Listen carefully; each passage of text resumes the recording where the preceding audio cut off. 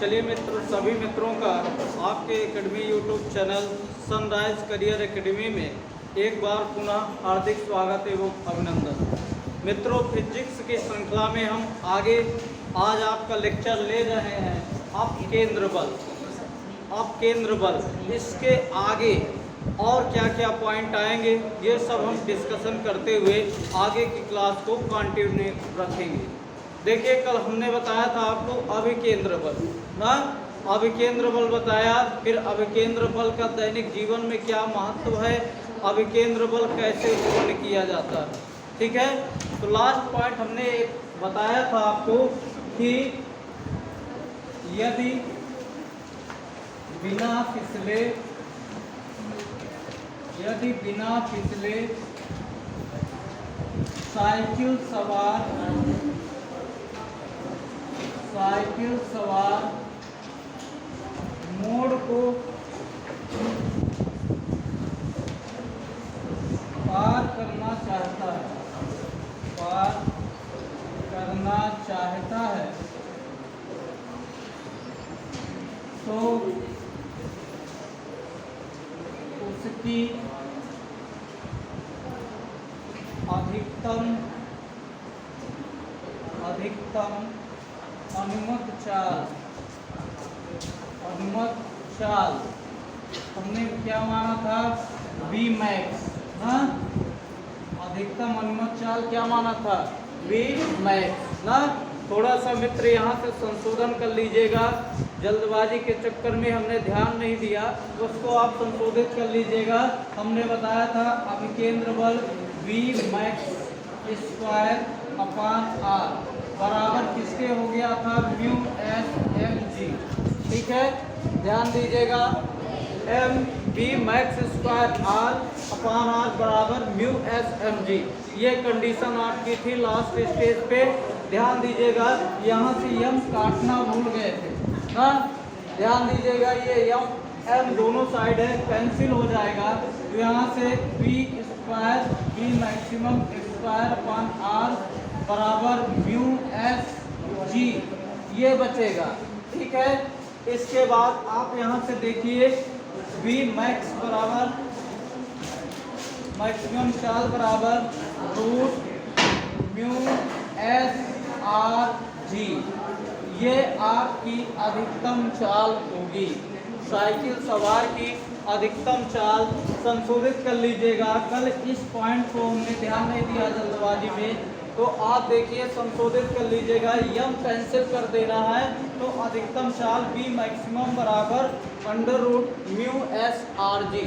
इतनी अधिकतम चाल होगी तभी वह क्या करेगा, बिना फिसले मोड़ को पार कर सकेगा। क्लियर है? चलिए, ये तो लास्ट पॉइंट हमने यहाँ तक कल चर्चा की थी। आज उसी क्रम में आपको आगे बताते हुए चल रहे हैं अपकेंद्र बल। कौन सा बल? अपकेंद्र बल, सेंट्रीफ्यूगल फोर्स। ये कैसा बल होता है, चलिए यहाँ से हम देखते हैं अपकेंद्र बल।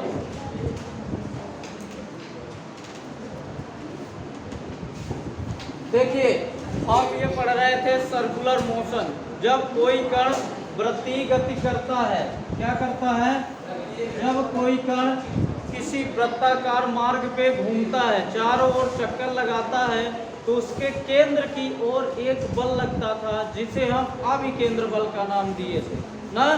अब ध्यान दीजिएगा मित्र, यदि कोई कण वृत्ताकार मार्ग पे गतिशील है ना, गति करता हुआ जा रहा है, तो उसके केंद्र की बाहर दिशा में लगने वाले बल को अपकेंद्र बल कहते हैं।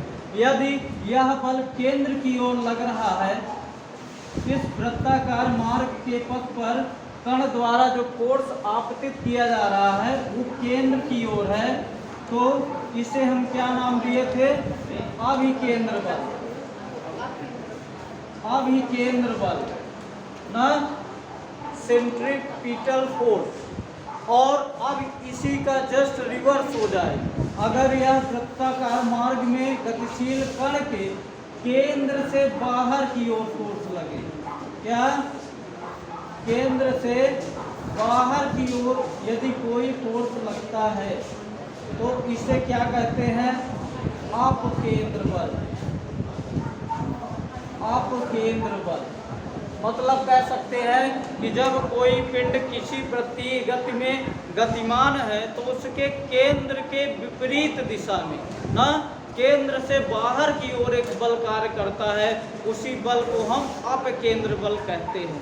वास्तव में यह बल कार्य नहीं करता, लेकिन कभी कभी कुछ परिस्थितियां ऐसी होती हैं कि हमें ऐसा लगता है कि इस वस्तु पर बल लगाया गया, जबकि ऐसा वास्तविक रूप से नहीं होता। हमें यह कभी कभी परिस्थितियां देखने को मिलती हैं कि किसी वस्तु पर बल नहीं लगाया है, फिर भी ऐसा लगता है कि बल लगाया गया है ना। ऐसी आभासी परिस्थिति को जो ऐसा महसूस होता है कि किसी वस्तु पर बल लगा है, इस घटना को ही क्या कहते हैं? अपकेंद्र बल कहते हैं। क्लियर है? यह कैसा बल होता है? आभासी बल होता है। कैसा बल होता है?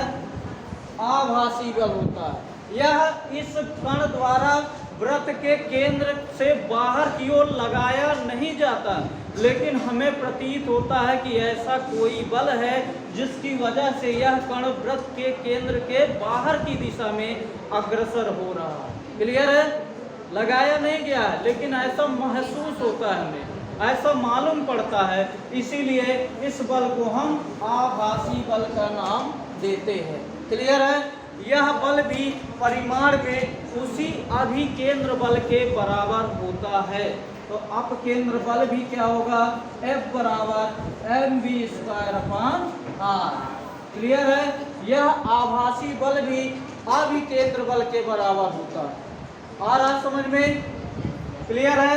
बशर्ते क्या है कि इसकी दिशा केंद्र की ओर ना होकर केंद्र से बाहर की ओर होती है ना। ये देखिए आपका अभिकेंद्र है, अभिकेंद्र बल में वृत्त के केंद्र की ओर यह निर्देशित है, जबकि अपकेंद्र बल क्या होता है? यह वृत्त के केंद्र से बाहर की ओर ना, केंद्र से बाहर की ओर अभिमुख होता है ना।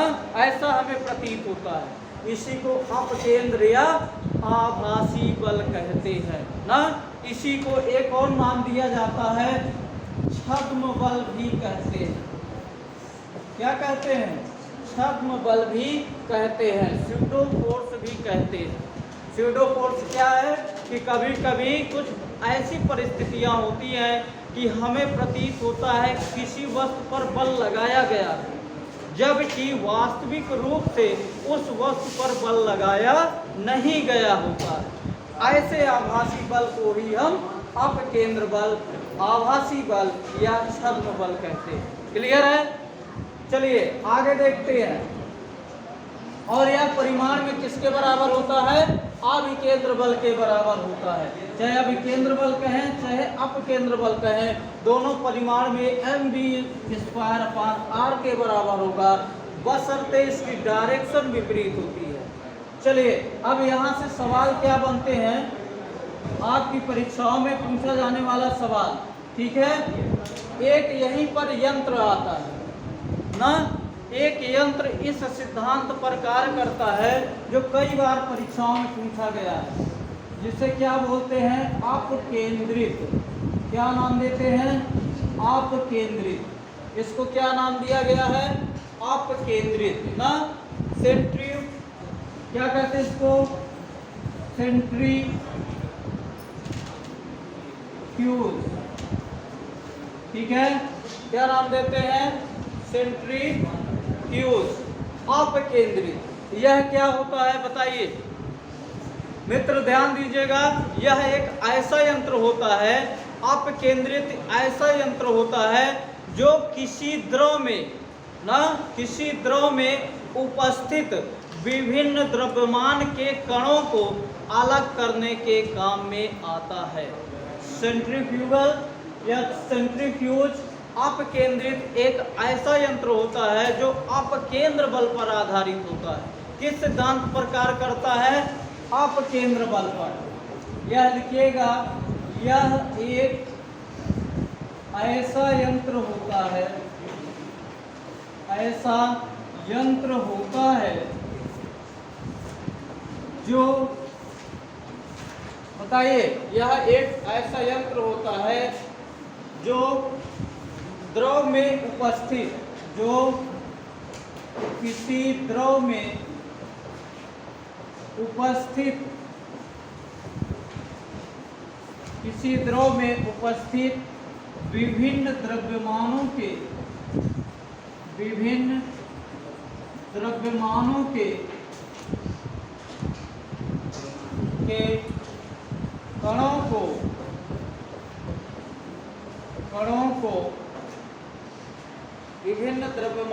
कणों को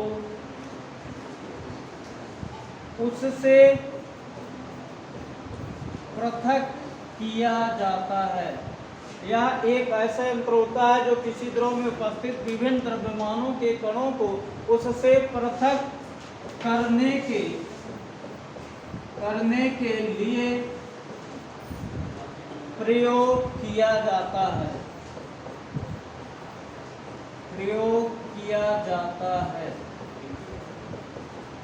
समझ रहे हैं? ऐसा यंत्र होता है जो किसी द्रव में उपस्थित विभिन्न द्रव्यमान के कणों को उससे अलग करने के लिए किया जाता है। ठीक है, इसमें क्या किया जाता है, इसमें जो द्रव है उसको किसी नली में भर दिया जाता है। क्या किया जाता है, किसी द्रव को किसी नली में, ना किसी बर्तन अथवा नली में भर दिया जाता है और भरकर उसको तीव्र गति से हिलाते हैं। ना क्या करते हैं, इस यंत्र में अथवा इसकी सहायता से द्रव को किसी बर्तन में भर दिया जाता है या किसी बर्तन की नली में, किसी भी प्रकार की नली में रखकर भरकर उसको तीव्र गति से हिलाते हैं। क्लियर है?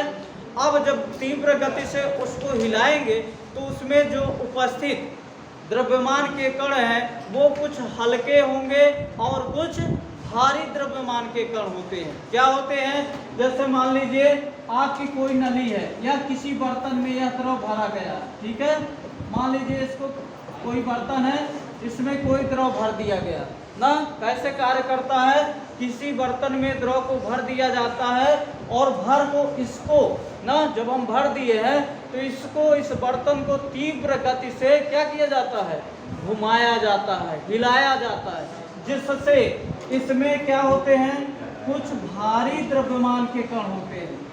क्या होते हैं, भारी द्रव्यमान के कण। और क्या होंगे, कुछ हल्के द्रव्यमान के कण, कुछ हल्के द्रव्यमान के कण। वो क्या करते हैं, एक दूसरे से दूर जाते हैं ना। जब हम हिला देते हैं उस पदार्थ को, उस द्रव को, तो जो हल्के द्रव्यमान के कण होते हैं वो क्या करते हैं, भारी द्रव्यमान वाला जो कण है आपका और जो हल्के द्रव्यमान वाला कण है उसकी अपेक्षा, मतलब कहने का ये है, जो भारी द्रव्यमान के कण है वह इस बर्तन की केंद्र से, बर्तन के केंद्र बिंदु से बाहर भाग की ओर विचलित होने लगते हैं। इधर बाहर भाग की ओर, किसकी अपेक्षा, हल्के द्रव्यमान के कणों की अपेक्षा। जैसे आप देखते हैं, आपसे पूछा जाता है दूध से क्रीम निकालने की मशीन, बहुत इंपॉर्टेंट, कई बार प्रश्न आया, दूध से क्रीम निकालने की मशीन किस सिद्धांत पर कार्य करती है, बताइए, अपकेंद्रीय बल के सिद्धांत पर ना, सेंट्रीफ्यूगल, यही है अपकेंद्रित मशीन, इसको कहते हैं ना। दूध से क्रीम निकालने की मशीन को क्या नाम दिया जाता है, अपकेंद्रित मशीन। अब देखिए, जब हम दूध से क्रीम निकालते हैं तो उसको किसी बर्तन में, दूध को या किसी बर्तन की नली में भर दिया जाता है। उसके बाद आप देखिए उसको खूब तीव्र गति से बर्तन को हिलाया जाता है, हिलाते हैं। अब जब बर्तन को हिलाया जाता है तो जो हल्के द्रव्यमान के कण होते हैं वो बर्तन की बीच वाले भाग में, न केंद्रीय भाग में होते हैं, और जो भारी द्रव्यमान के कण हैं वो बर्तन के किनारे भाग पर क्या होते हैं, विचलित होने लगते हैं, और इसी के फलस्वरूप आप क्रीम निकाल लेते हैं ना, दूध से क्रीम निकाल लेते हैं। समझ में आ रहा है? तो यही विधि किस में उपयोगी है, बताइए, दूध से क्रीम निकालने की जो मशीन है वो अपकेंद्रण या अपकेंद्रित बल पर आधारित होती है। ठीक है, तो लिखिएगा अगला पॉइंट। ये समझ में आ रहा ना, इसमें जो भारी द्रव्यमान का कण है वो हल्के द्रव्यमान के कण की अपेक्षा इस बर्तन के केंद्र से कहाँ, बाहरी भाग की ओर, बाहरी भाग की ओर विसरित होने लगते, फैलने लगते हैं ना, जिसके कारण हम इन कणों को पृथक कर लेते हैं। ठीक है, तो इसमें लिखिएगा यह अपकेंद्र बल के सिद्धांत पर कार्य करता है या कार्य करती है। ठीक है, कार्य करता है। यह जो यंत्र है किस सिद्धांत पर कार्य करता है, अपकेंद्र बल के सिद्धांत पर ना, केंद्र से बाहर की ओर विसरित होना। और देखिए आप, मक्खन जो होता है वो बर्तन के किनारे वाले भाग में फैल के एकत्रित हो जाता है, देखे होंगे सभी लोग ना। यह किस सिद्धांत पर आधारित है, अपकेंद्रण पर ना, अपकेंद्र बल पर। तो लिख लीजिए इसमें एग्जाम्पल, दूध से क्रीम निकालने की मशीन, दूध से क्रीम निकालने की मशीन, इसी सिद्धांत पर आधारित होती है,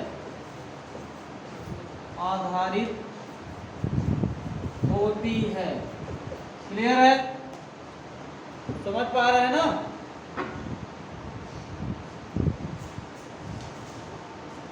क्लियर है, चलिए ये पॉइंट था आपका अपकेंद्रीय बल और अपकेंद्रित युक्ति कैसे प्रयोग करते हैं ना। अब हम मित्र आगे चलते हैं, ध्यान दीजिएगा। आपका जो सर्कुलर मोशन नामक चैप्टर है, वृत्तीय गति, आज से यहीं से समाप्त हो जाता है ना।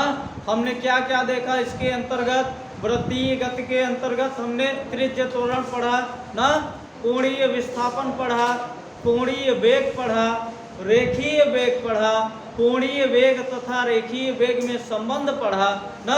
उसके बाद आप पढ़े अभिकेंद्र त्वरण, अभिकेंद्र त्वरण के बाद अभिकेंद्र बल आया, अभिकेंद्र बल के बाद आप पढ़े अपकेंद्र बल, और अपकेंद्र बल का क्या यूज है, अपकेंद्रित विधि में प्रयोग किया जाता है ना। दूध से क्रीम निकालने वाली मशीन, एक मशीन और आती है वॉशिंग मशीन, कपड़े धोने वाली मशीन भी अपकेंद्रित सिद्धांत पर आधारित है। तो लिख लीजिएगा अगला पॉइंट, वॉशिंग मशीन भी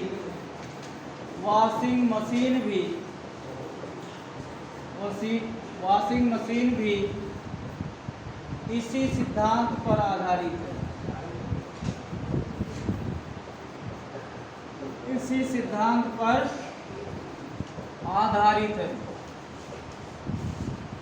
ठीक है, किस सिद्धांत पर, अपकेंद्रीय विधि पर ना, अपकेंद्रीय बल पर आधारित है। आ रहा समझ में, यहाँ से कई बार प्रश्न आया है। अब अगला टॉपिक आपका है, स्टार्ट करते हैं, दृढ़ पिंड की घूर्णन गति। यहाँ से भी कई बार सवाल बने हैं परीक्षाओं में, दृढ़ पिंड की घूर्णन गति ना।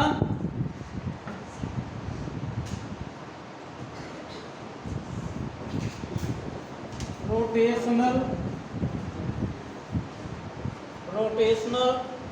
Motion of a rigid body,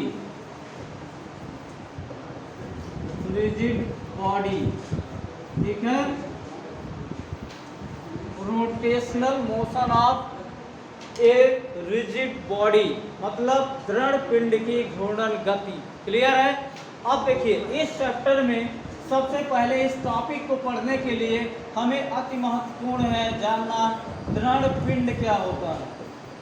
ठीक है, आप पढ़ रहे हैं रिजिड बॉडी, इसको सबसे पहले हम जानते हैं कि ये होता क्या है। बताइए दृढ़ पिंड क्या होता है ना। सबसे पहला प्रश्न यही आ गया कि दृढ़ पिंड होता क्या, तब हम उसके अंदर देखेंगे कि कैसे कोई कण घूर्णन गति करता है ना, रोटेशनल मोशन। अभी हम पढ़े सर्कुलर मोशन, वृत्तीय गति, लेकिन अब अगला टॉपिक आप पढ़ेंगे रोटेशनल मोशन ना। इंपॉर्टेंट, यहाँ से कई बार सवाल बने हैं, ध्यान दीजिएगा मित्र, बहुत इंपॉर्टेंट चैप्टर है। दृढ़ पिंड यह क्या है? मान लीजिए कोई पिंड है, ठीक है, जैसे मान लीजिए कोई पिंड है, किसी पिंड का या कोई द्रव्यमान का कोई भी पिंड है, हम मान लेते हैं ये कोई पिंड है, ठीक है, इसमें अणुओं की व्यवस्था है, ठीक, माना कोई पिंड, इसका नाम दे दिया P है, ठीक है, P है। दृढ़ पिंड है क्या? हम मान लेते हैं कि यह कोई पिंड है जो दृढ़ है ना, अथवा कोई पिंड दृढ़ पिंड कब कहलाएगा?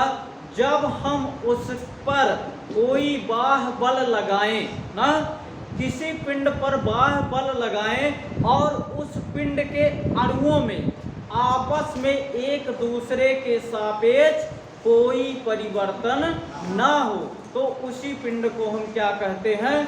दृढ़ पिंड कहते हैं। ठीक है, ये आपका पिंड है, इसमें सभी अणु आपस में क्या है? व्यवस्थित है ना, एक दूसरे से क्या है अणु, किस क्रम में? ऐसे आप देखिए व्यवस्थित होते हैं ना। दृढ़ पिंड कब कहलाएगा? जब हम किसी पिंड में ना, किसी पिंड में कोई बाह्य बल क्या करें? कोई बाह्य बल लगाएं। जब हम किसी पिंड पर कोई बाह्य बल आरोपित करें और इस पिंड के अणुओं में, ये जो पिंड है इसके अणुओं में क्या करें? बताइए, एक दूसरे के सापेक्ष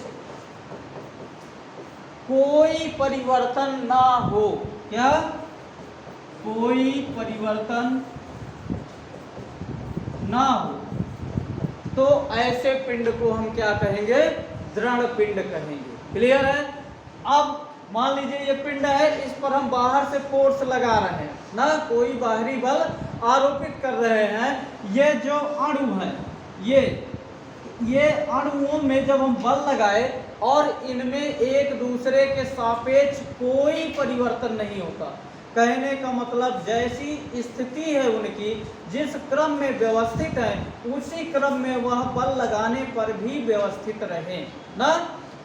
ऐसे हैं, ये जुड़े हैं, यहाँ से हमने फोर्स लगाया, फिर भी इसकी स्थिति में कोई परिवर्तन नहीं हो रहा, मतलब ये एक दूसरे के सापेक्ष उसी स्थिति में बराबर बने हुए हैं, तो ऐसे पिंड को हम क्या कहेंगे?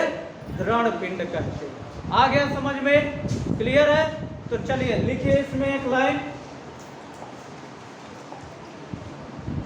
दृढ़ पिंड किसे कहते हैं? इसमें लिखिए एक लाइन, जब किसी पिंड पर कोई बाह्य बल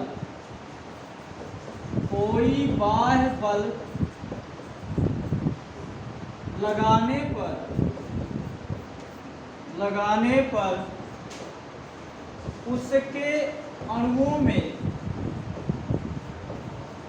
उसके अणुओं में ठीक है, एक दूसरे के सापेक्ष कोई परिवर्तन ना हो, कोई परिवर्तन नहीं हो या नहीं होता है, तो ऐसे पिंड को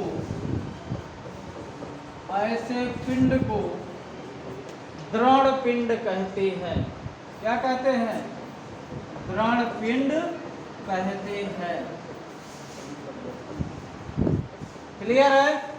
जब हम किसी पिंड पर बाह्य बल लगाएं और उसके अणु आपस में कोई परिवर्तित ना हो तो ऐसे पिंड को दृढ़ पिंड कहा जाता है ना। एग्जाम्पल में आप ध्यान दीजिएगा, हमारे दैनिक जीवन में ऐसा कोई भी पिंड नहीं है जिसे पूर्ण रूप में, वास्तविक रूप में हम दृढ़ पिंड मान सकते हैं ना। वास्तव में दैनिक जीवन में पूर्णतः दृढ़ पिंड संभव नहीं है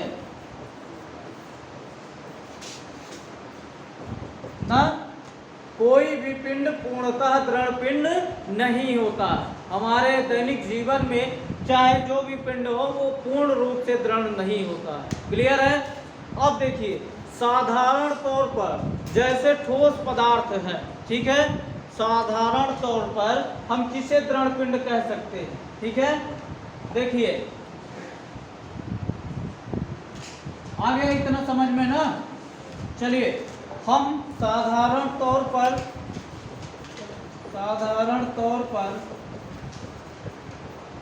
ठोस पदार्थों,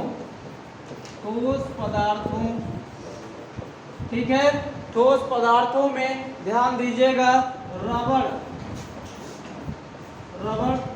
रबर को छोड़कर ना, रबर को छोड़कर साधारण तौर पर ठोस पदार्थों, रबड़ को छोड़कर अन्य सभी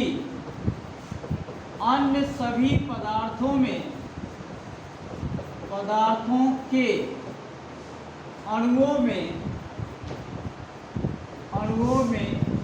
ना के बराबर विस्थापन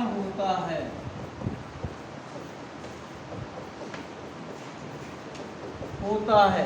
ठीक है, रबर को आप छोड़ दीजिए तो जो भी ठोस पदार्थ हैं अगर उन पर हम फोर्स लगाते हैं तो लगभग उनमें ना के बराबर, मतलब बहुत ही अत्यंत सूक्ष्म मात्रा में उसके अणुओं में परिवर्तन होता है। ठीक है, ऐसे पदार्थों को हम दृढ़ पिंड मान सकते हैं। क्या मान सकते हैं? दृढ़ पिंड। किसको छोड़कर? केवल रबड़ को। जब रबड़ में आप बाह्य बल लगाते हैं तो देखिए वो काफी मात्रा में विस्थापित होता है और अन्य सभी ठोस पदार्थों में बिल्कुल उसके अणुओं में ना के बराबर परिवर्तन होता है ना। इसे हम ठोस पिंड या दृढ़ पिंड मान सकते हैं। क्लियर है? आगे समझ में। चलिए अगला पॉइंट इसमें क्या आएगा? बल आघूर्ण, बहुत इंपॉर्टेंट। बल आघूर्ण, यहां से कई बार प्रश्न बना। बल आघूर्ण, ठीक है, मोमेंट ऑफ फोर्स और सर्क्यू।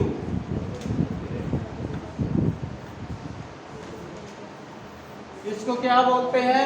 बल आघूर्ण, मोमेंट ऑफ फोर्स और सर्क्यू। ठीक है,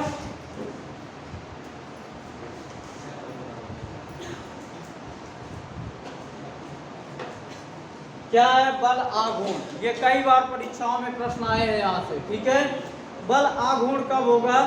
जब किसी पिंड पर, ठीक है, मान लीजिए कोई पिंड है, कोई पिंड ले लेते हैं, कोई पिंड मान लीजिए ये, ठीक है, ये आपका कोई पिंड है, इसका नाम P दे दिया। ठीक है, जब किसी पिंड पर लगा हुआ बाह्य बल, क्या है? लगा हुआ बाह्य बल, यह बाह्य बल, जब किसी पिंड पर लगा हुआ बाह्य बल उस पिंड को उसके अक्ष के परितः घुमाने की प्रवृत्ति रखता है, तो ऐसे लगे हुए बल को उस पिंड का बल आघूर्ण कहते हैं। ठीक है, मान लीजिए यह पिंड है, इसकी एक्सिस मान लिया हम ये है। ठीक है, इसको मान लिया क्या है, एक्सिस, अक्ष है। अब यह लगा हुआ बाह्य बल है। अगर यह बल इस पिंड को इसके अक्ष के परितः क्या करता है, अक्ष के परितः घुमाने की प्रवृत्ति रखता है। ध्यान दीजिएगा, अक्ष के परितः, अक्ष के परितः घुमाने की प्रवृत्ति, घुमाने की प्रवृत्ति रखता है, तो ऐसे बल को उस पिंड का उस अक्ष के परितः बल आघूर्ण कहते हैं। क्लियर है? मान लीजिए ये आपका पिंड है, किसी अक्ष के मान लेते हैं O है ना, माना कोई पिंड है जो अक्ष O पर स्थिर है और इस पर बाह्य बल F लगाया जाता है। अगर यह बाह्य बल F इस पिंड को एक्सिस अक्ष O के ना O के सापेक्ष इसको घुमाने की प्रवृत्ति रखे, इस पिंड को चारों तरफ इसके पॉइंट O के परितः घुमा दे, तो लगे हुए बाह्य बल को उस अक्ष के परितः क्या कहेंगे, बल आघूर्ण कहते हैं। ठीक है, क्या कहेंगे, बल आघूर्ण कहते हैं। क्लियर है? अब देखिए, चलिए ये तो आपको समझाने के लिए मैंने बताया। अब 2 पॉइंट लिख लीजिए डिफिनीशन के रूप में। आ रहा समझ में ना? चलिए इसमें लिख लीजिए, जब किसी पिंड पर, जब किसी पिंड पर लगाया गया बाह्य बल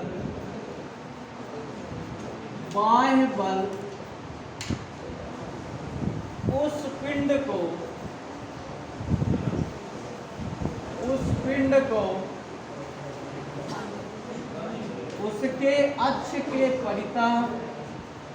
उसके अक्ष के परितः घुमाने की प्रवृत्ति रखता है, घुमाने की प्रवृत्ति रखता है, तो उसे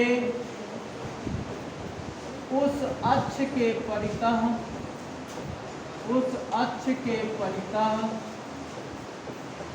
बल आघूर्ण कहते हैं, बल आघूर्ण कहते हैं। ठीक है, क्या कहते हैं,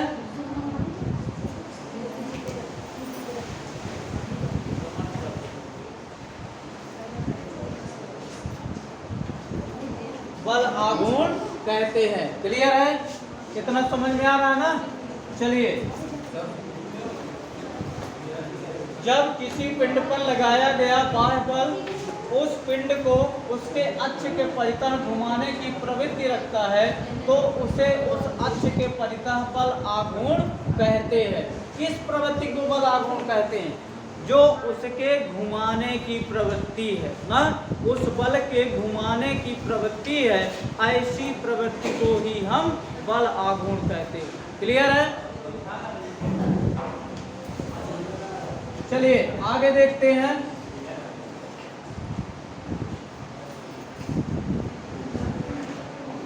समझ में आ रहा है ना? ये पॉइंट सभी को आ रहा है? हाँ,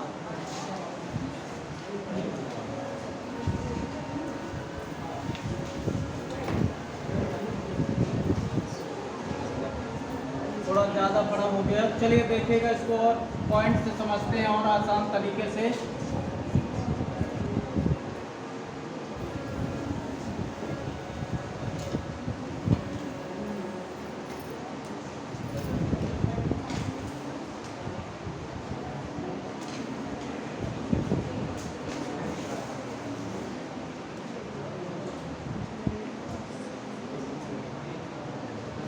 इधर आपका बल F है, ठीक है, ये इसका पॉइंट है, फिगर बना लीजिएगा आप लोग। अब देखिए ये यहाँ से इसकी दूरी है, ठीक है, यहाँ पे आपका एंगल परपेंडिकुलर कोण बन रहा है। क्या बन रहा है? कोण बन रहा है, ठीक है। यहाँ पे फोर्स लगा है, ये आपका घूर्णन अक्ष है। क्या है? घूर्णन अक्ष है। और ये जो आपकी रेखा बनी है इसको हम बोलते हैं क्रिया रेखा, क्रिया रेखा, ठीक है। और घूर्णन अक्ष O से जो क्रिया रेखा के बीच की दूरी है इसे R से प्रदर्शित करते हैं। यह क्या है? बिंदु O से या घूर्णन अक्ष से क्रिया रेखा के बीच की दूरी को R से प्रदर्शित करते हैं, ठीक है। और इस पर लगाया गया जो बल है वो फोर्स F है, ठीक है। इस फिगर को बना लीजिए, फिर बताते हैं।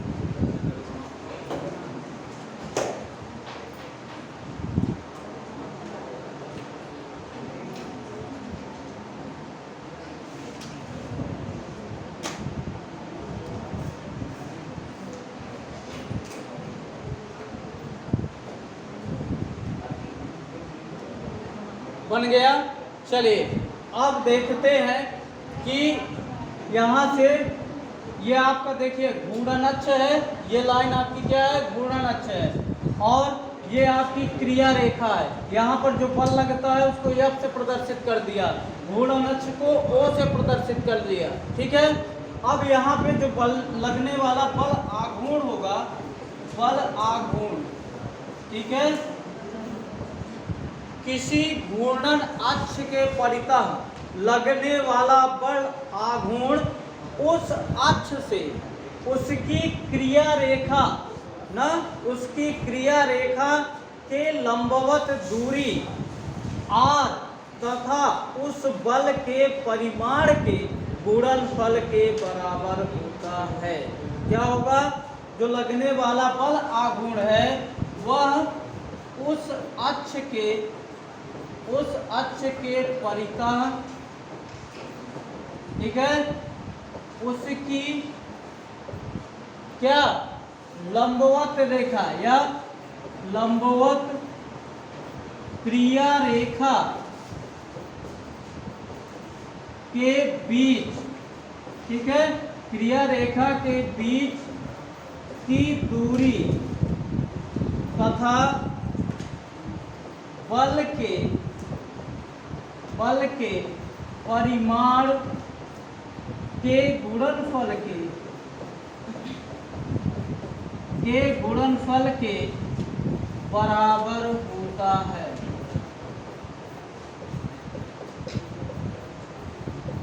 ठीक है, किसी पिंड पर लगने वाला बल आघूर्ण उस पिंड के उस अक्ष से परितः जो लंबवत उसकी क्रिया रेखा है, ये देखिए यहाँ लंबवत परपेंडिकुलर 90 डिग्री का एंगल बन रहा है ना, लंबवत क्रिया रेखा के बीच की जो दूरी है R और इस पर बल का परिमाण जो F है इसके गुणनफल के बराबर होता है। समझ में आ रहा है? ये पॉइंट लिख लीजिएगा। किसी अक्ष के परितः बल आघूर्ण उस अक्ष के परितः उसकी लंबवत क्रिया रेखा से क्रिया रेखा के बीच की दूरी तथा बल के परिमाण के गुणनफल के बराबर होता है। ठीक है, आ रहा समझ में?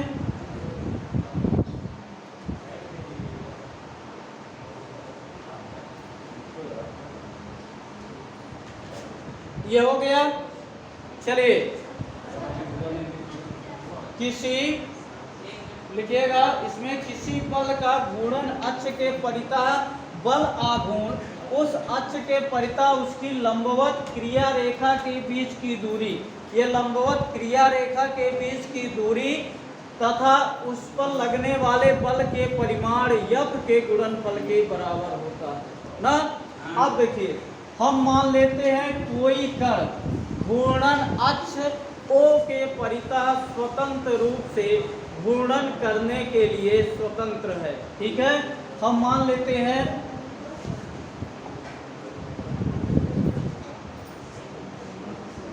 देखिए ये फिगर आपका बना था, तो मान लेते हैं, माना कोई पिंड घूर्णन अक्ष, आगे लिखिएगा घूर्णन अक्ष O के परितः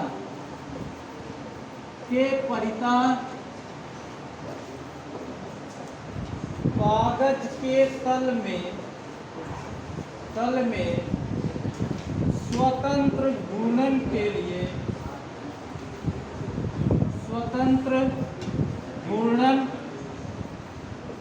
करने के लिए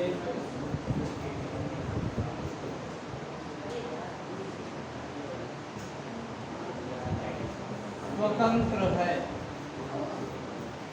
ठीक है, मान लेते हैं कोई पिंड घूर्णन अक्ष O के परितः कागज के तल में स्थिर है और वह स्वतंत्र घूर्णन करने के लिए तत्पर है। ठीक है, क्या है?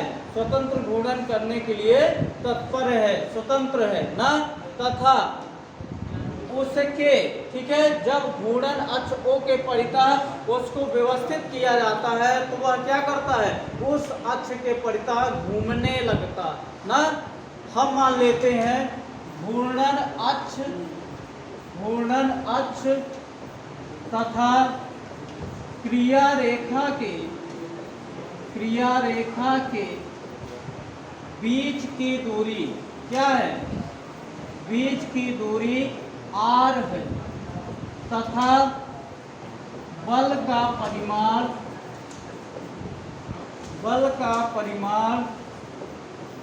F है। तब क्या मान लिया? घूर्णन अक्ष से जो उस अक्ष की क्रिया रेखा के बीच की दूरी है उसको r मान लिया। अभी आप फिगर में देख पाए हैं कि r था दूरी ना, और जो बल का परिमाण है उसको F कहते हैं। तो लगने वाला बल आघूर्ण, तब लगने वाला बल आघूर्ण क्या होगा? बल आघूर्ण टाउ, इसको किससे प्रदर्शित करते हैं? टाउ से। ठीक है, टाउ बराबर क्या होगा? अभी हमने बताया घूर्णन अक्ष से दूरी और लगने वाले बल के परिमाण के गुणनफल के बराबर होता है। टाउ बराबर r क्रॉस f। क्या हो जाएगा? टाउ बराबर r क्रॉस f। जो लगने वाला बल आघूर्ण है टाउ बराबर r क्रॉस f क्या साबित करता है? कि किसी पिंड पर लगने वाला बल आघूर्ण उस पिंड के उस अक्ष के परितः क्रिया रेखा के बीच की दूरी और लगने वाले बल के परिमाण के गुणनफल के बराबर होता है। टाउ बराबर r क्रॉस f। वेक्टर रूप में अगर इसको हम जाने वेक्टर रूप में, तो वेक्टर टाउ बराबर r vector cross f vector ना, vector r cross vector f।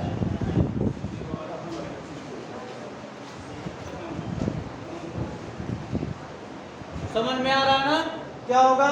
Vector रूप में r vector cross f vector. बहुत इंपॉर्टेंट प्रश्न है मित्र, ध्यान दीजिएगा। ये आपके एग्जाम में यूपी टीजीटी और पीजीटी, यूपी जीआईसी प्रवक्ता तीनों एग्जाम में ये संबंध पूछा गया। बहुत इंपॉर्टेंट, टीजीटी परीक्षा, पीजीटी और जीआईसी प्रवक्ता तीनों टीचिंग एग्जाम में यह संबंध पूछा गया कि किसी अक्ष के परितः लगने वाला बल आघूर्ण टाउ बराबर होता है। ठीक है, एग्जाम्पल देके पूछा है कि घूर्णन अक्ष के परितः दूरी r है तथा उस पर लगने वाला बल का परिमाण F है, तो इस पिंड द्वारा उत्पन्न बल आघूर्ण का मान होगा। सीधे सीधे यही दोनों संबंध ये टीजीटी में आया है, जीआईसी और पीजीटी में इसका वेक्टर रूप पूछा गया। टाउ बराबर r क्रॉस f वेक्टर। आगे समझ में ये संबंध ध्यान दीजिएगा। अब हम आगे चलते हैं। यह एक सदिश राशि है, सदिश राशि है। बल आघूर्ण कैसी राशि है? सदिश राशि है ना। अब इसका मात्रक क्या होगा बताइए। टाउ बराबर हम जानते हैं आर क्रॉस एफ होता है ना। तो आर का मात्रक क्या हुआ? मीटर। एफ का मात्रक क्या हुआ? न्यूटन। तो आप टाउ का मात्रक बताएंगे न्यूटन मीटर। क्या होगा? बल आघूर्ण टाउ का मात्रक न्यूटन मीटर। ठीक है, इसका मात्रक न्यूटन मीटर। और बीमीय सूत्र, बीमीय सूत्र क्या हो जाएगा बताइए। मैंने बताया था यदि आपको उसका सूत्र पता है, फार्मूला पता है, तो बीमीय सूत्र निकालना एकदम सरल होता है ना।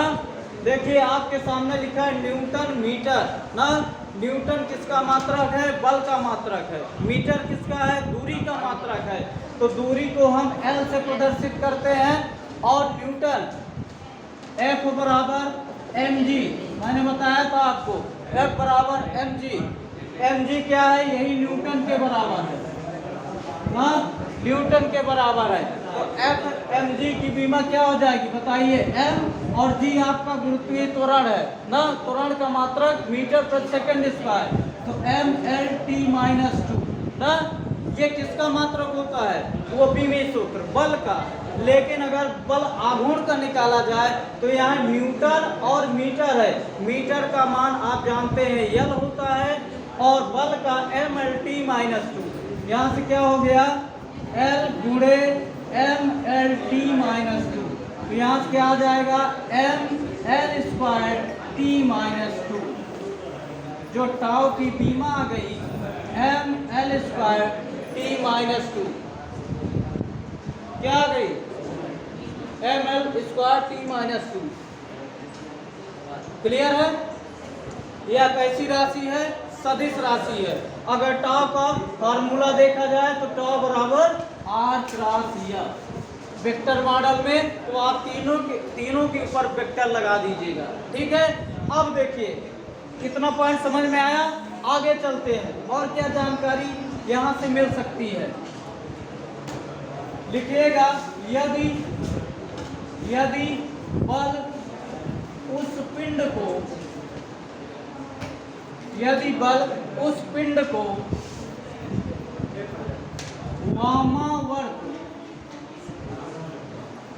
वामावर्त दिशा में उस अक्ष के परितः घुमाने की प्रवृत्ति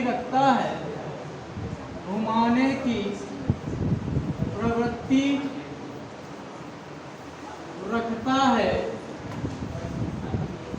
तो लगने वाला बल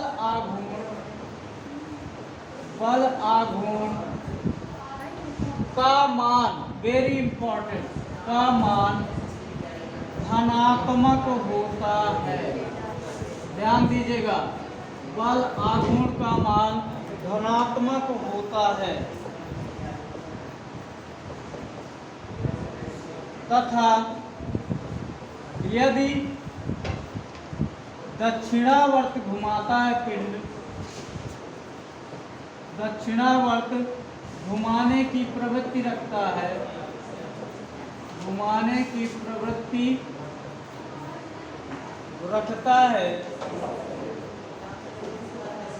तो बल आघूर्ण ऋणात्मक होता है, निगेटिव, ऋणात्मक होता है। क्लियर है? अगर वह जो लगने वाला बल है उस पिंड को वामावर्त दिशा में, ना किस दिशा में? एंटी क्लॉकवाइज, ना किस दिशा में? एंटी क्लॉकवाइज घुमाएगा अगर, तो क्या होगा? बल आघूर्ण टाउ का जो मान होगा वो प्लस होगा ना। और यदि क्लॉकवाइज घुमाएगा, क्लॉकवाइज, तो टाउ का मान निगेटिव होगा। क्लियर है? 2 पॉइंट यहाँ से समझ में आए कि अगर जो लगने वाला बल है उस पिंड को वामावर्त दिशा में घुमाता है तो टाव का मान धनात्मक लिया जाएगा, और यदि दक्षिणावर्त दिशा में क्लॉकवाइज रिएक्शन में घुमाता है तो लगने वाला बल आघूर्ण नेगेटिव होगा। क्लियर है? आ रहा समझ में? अब देखिए, यहां से आपने देखा टाउ बराबर आर क्रॉस एफ ना, ये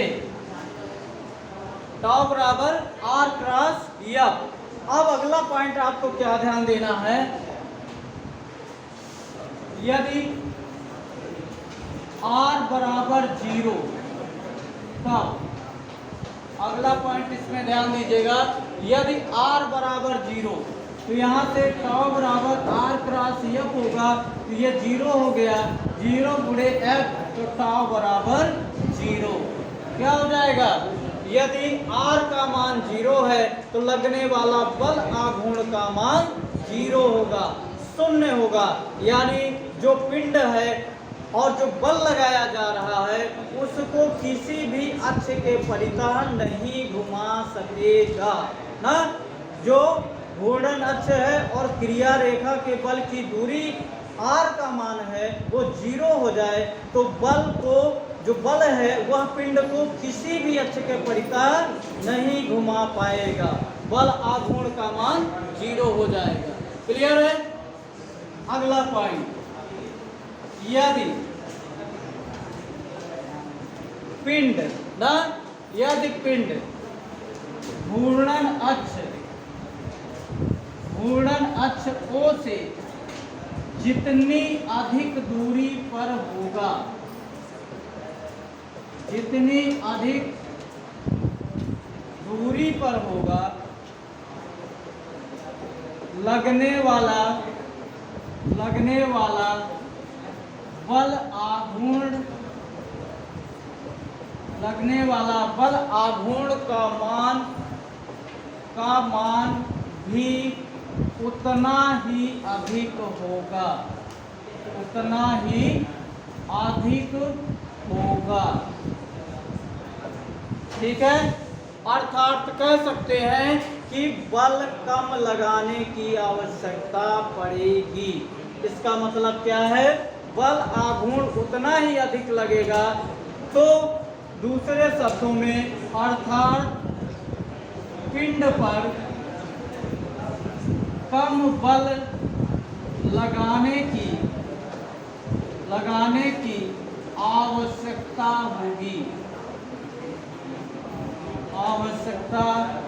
होगी। क्लियर है?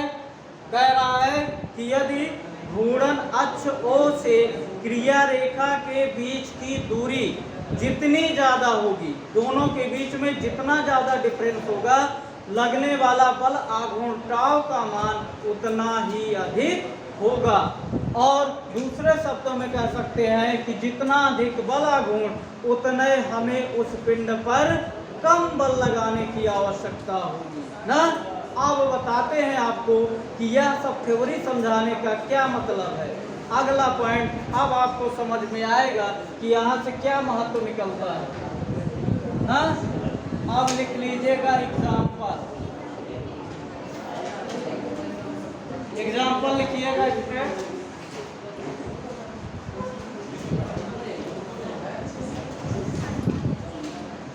देखिए एग्जाम्पल में पहला लिखिए, आटा की चक्की में, आटे की चक्की में या आटा की चक्की में घुमाने वाला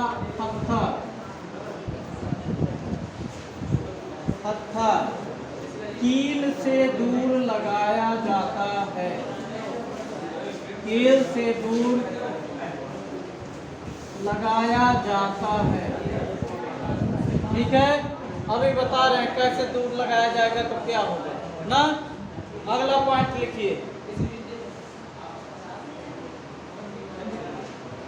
दूसरा, जल के नलों में अथवा हैंड पंपों में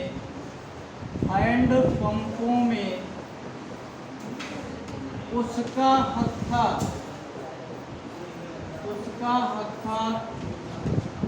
लंबा बनाया जाता है।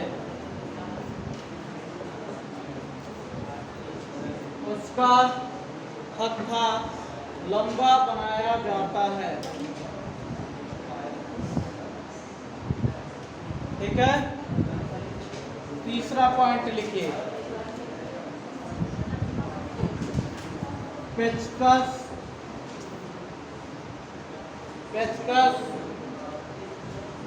का हत्था चौड़ा बनाया जाता है।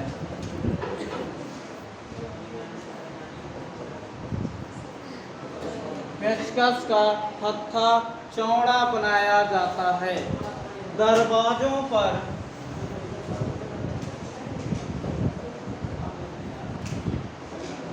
दरवाजों या किवाड़ पर जो उसकी हैंडल होती, हैंडल कब्जे से दूर लगाई जाती है।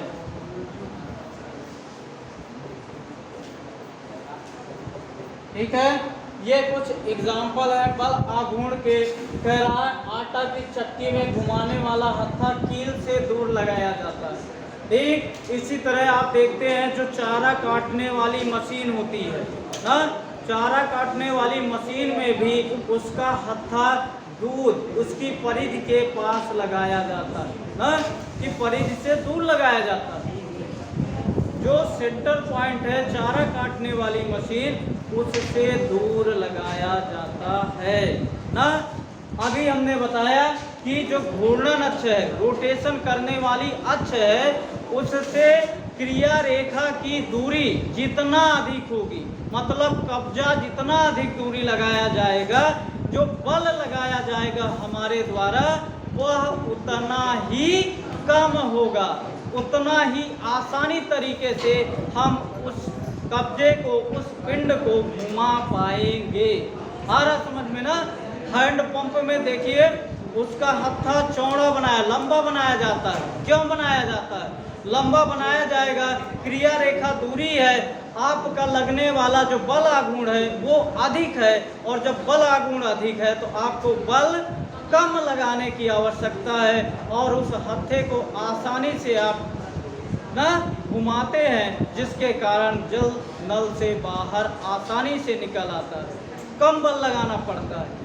अगर वो एकदम सेंटर पास में लगा दिया जाए तो हमें ज़्यादा बल लगाने की आवश्यकता होगी। क्लियर है? तो ये कुछ एग्जाम्पल हैं जो कि बेहद इम्पोर्टेंट हैं, कई बार सामान्य स्तर की परीक्षाओं में पूछे गए हैं। पूछता है आटा की चक्की में घुमाने वाला हत्था कील से दूर लगाया जाता है, किस कारण?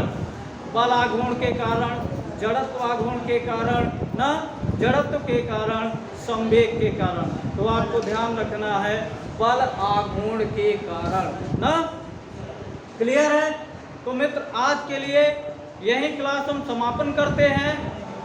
रोटेशन मोशन में दृढ़ पिंड की घूर्णन गति में बल आघूर्ण टॉपिक बहुत इंपॉर्टेंट है। यह कई बार परीक्षाओं में प्रश्न आया है। यहाँ से टीजीटी पीजीटी में देखिए अभी सीधा सीधा बल आघूर्ण का व्यंजक आया हुआ। जो लोग टीजीटी पीजीटी की तैयारी कर रहे हैं उनके लिए साइंस की क्लास बहुत महत्वपूर्ण है और विशेष तौर से उनके लिए काफ़ी मददगार साबित होगी। इसी उद्देश्य के साथ लगातार हम प्रयास करते हुए आपको वीडियो प्रोवाइड कराने की कोशिश करेंगे। प्रयास है हमारा कि आपको ये क्लास पसंद आए। अगर पसंद आए तो अधिक से अधिक मित्रों को शेयर करिएगा, चैनल को सब्सक्राइब करिएगा। जय हिंद, जय भारत।